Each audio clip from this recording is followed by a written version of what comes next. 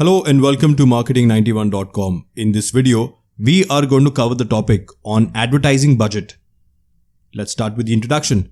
A comprehensive plan or expenditure for advertising actions is called the advertising budget. It establishes a threshold for advertising expenditures. It decides how the money will be allotted for expenditures. It controls the spending over a certain period, and it is an assessment of a company's promotional expenses over a certain period. Moving forward, the features of the advertising budget. First, it is a basis for advertising plan.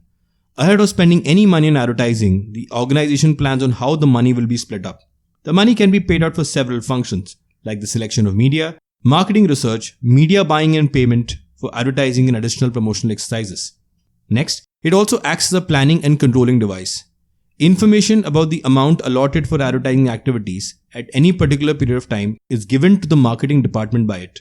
Therefore, plans can be created about expending money on building the campaign, purchasing different medias for advertising, and further promotional exercises. Next, sets limit to advertising expenditure.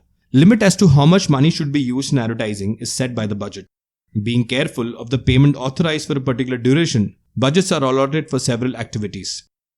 Next, time frame. When a fresh commodity is launched by the company, the advertising budget is commonly made for a year.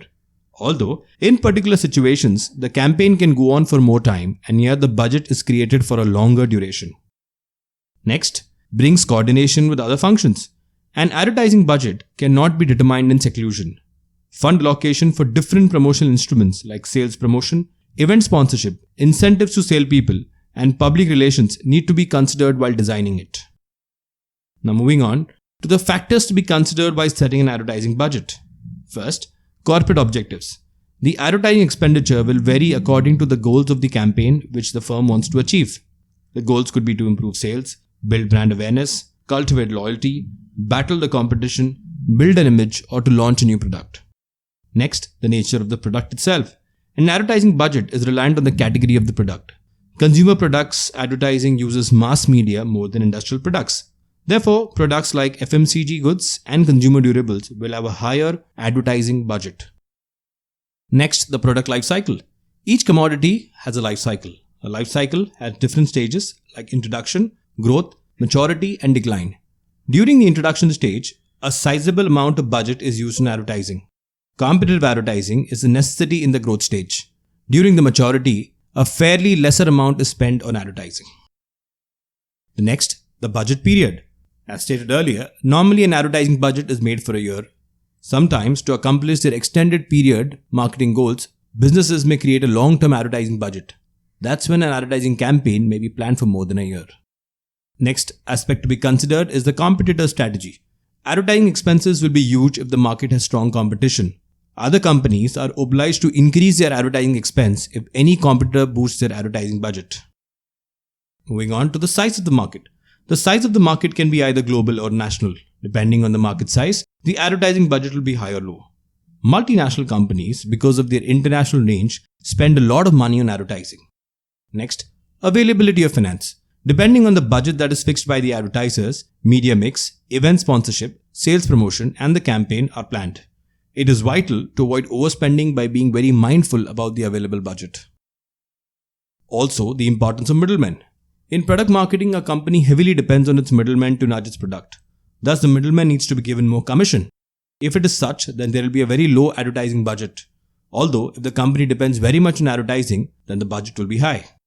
And finally, some amount of budget needs to also be earmarked for crisis management. Sometimes, unprecedented shifts in the marketing environment can influence even the greatest modeled advertising plan. In times of crisis, an advertiser will need contingency funds which should be kept aside by him or her in the first place. Now moving on to some examples, the first one being Budweiser's spend on the Super Bowl. Budweiser approximately paid $470 million to air 135 ad plugs in the 54 Super Bowls, becoming the only firm to have at least one commercial run in each Super Bowl. Following Budweiser, Pepsi was recorded as the second highest investor, spending more than $320 million. Followed by Coca-Cola at the third space, spending around $200 million. Budweiser's parent company, Anheuser-Busch, reaches over 100 million US TV viewers through Super Bowl Sundays every year and promotes vintage brands such as the Budweiser and the Bud Light.